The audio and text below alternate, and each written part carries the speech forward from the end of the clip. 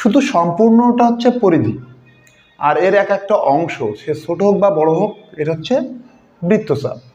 আসসালামু আলাইকুম। আপনারা কি বৃত্ত নিয়ে টেনশনে আছেন?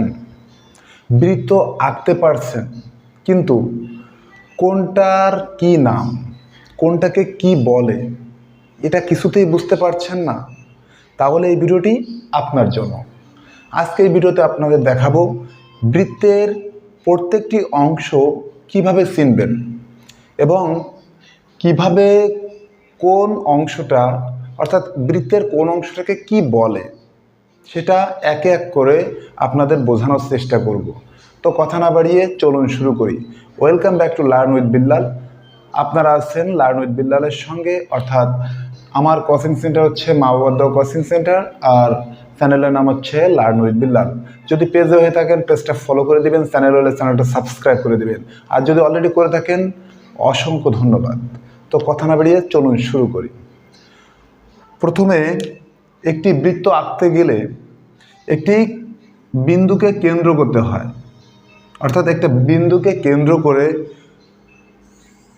যে বক্র, দেখেন এই যে বক্ররেখা অর্থাৎ বাঁকা রেখা, এখানে এটাকে আমরা বৃত্তের পরিধি বলি, অর্থাৎ যেটাকে কেন্দ্র করে বৃত্ত আঁকা হয় সেটাকে বলা হয় কেন্দ্র।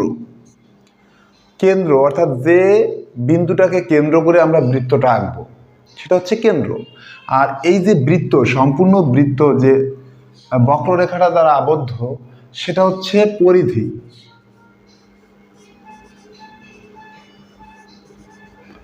পরিধি। এখন কথা হচ্ছে এই পরিধির প্রত্যেকটা অংশ এক একটি বৃত্তচাপ। কেমন? দেখেন, আমি যদি এইখান থেকে এইটুকু ধরি তাহলে এইখানে একটা মার্ক করলাম, এখানে একটা মার্ক করলাম, এটা একটা বৃত্তচাপ।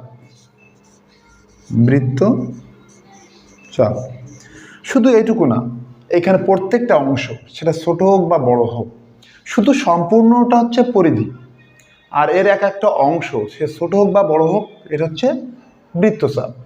এখন কথা হচ্ছে এই যে বৃত্তচাপ, মনে করেন আমি এইটুকু একটা বৃত্তচাপ নিলাম, এটা হচ্ছে বৃত্তচাপ হিসেবে ধরে নিলাম। এখন এই যে বৃত্তচাপের যে দুইটি বিন্দু আছে অর্থাৎ প্রান্ত বিন্দু, এই দুটো প্রান্ত বিন্দু যখন আমরা যোগ করে দিব তখন তৈরি হবে জ্যা। তখন তৈরি হবে কি? জ্যা।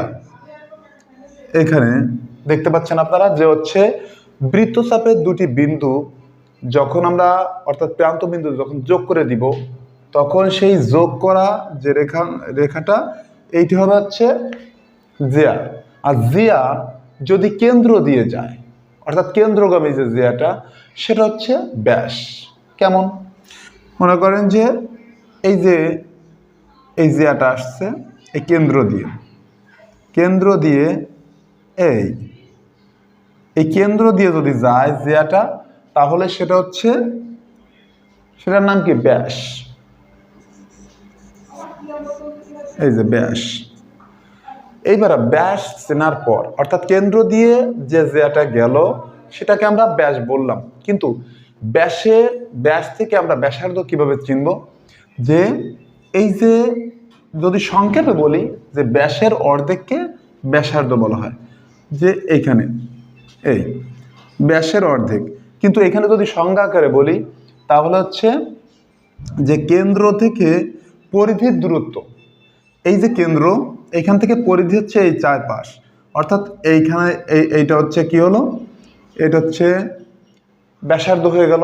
আবার যদি এইখান থেকে নিয়ে আসি এই যে পরিধি পর্যন্ত, এর প্রত্যেকটা একটা ব্যাসার্ধ।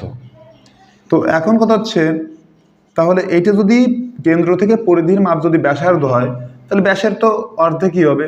এই যে অর্ধেক, এটাও কেন্দ্র থেকে, এর অর্ধেক হচ্ছে কেন্দ্র থেকে পরিধি পর্যন্ত দূরত্ব। তাহলে আমরা জানলাম হচ্ছে বৃত্তচাপ, জ্যা, কেন্দ্র, ব্যাসার্ধ, ব্যাস, পরিধি। এটা হচ্ছে মোটামুটি বৃত্তের টুকিটাকি প্রায় সব বলা হয়ে গেল। এরপরেও যদি আপনাদের কোনো কিছু জানতে বাকি থাকে বা বুঝতে বাকি থাকে কমেন্টে জানাবেন, আমি সেই অনুযায়ী ভিডিও দেওয়ার চেষ্টা করব। আর জ্যামিতি, বীজগণিত, পাটিগণিত অর্থাৎ গণিতের যে সকল বিষয় আছে, ইংরেজি গ্রামারের যে সমস্ত বিষয় আছে, অর্থাৎ শিক্ষা সম্পর্কিত যে কোনো ভিডিওর জন্য আপনারা কমেন্টে জানাতে পারেন। আমি আমার সাধ্যমতো চেষ্টা করব আপনাদের চাহিদা অনুযায়ী ভিডিও দেওয়ার। তো আশা করি আপনাদের ভিডিওটা ভালো লেগেছে। যদি ভালো লাগে তাহলে লাইক, কমেন্ট, শেয়ার করতে একদম ভুলবেন না। আর আমার পেজ হলে, আমি আবারও বলছি যে আমার পেজে হলে পেজটা ফলো করে রাখবেন, আর চ্যানেল হলে চ্যানেলটা সাবস্ক্রাইব করে দিবেন। আর আমার সাথে থেকে আমাকে উৎসাহ দিয়ে যাবেন। আর আপনাদের কোন ধরনের শিক্ষামূলক ভিডিও লাগবে, অর্থাৎ কোন ধরনের ভিডিও চান, আপনারা কমেন্টে জানালে আমি আমার বুঝতে আর কি সুবিধা হয়। তো ভালো থাকবেন, আমার জন্য দোয়া করবেন। আসসালামু আলাইকুম।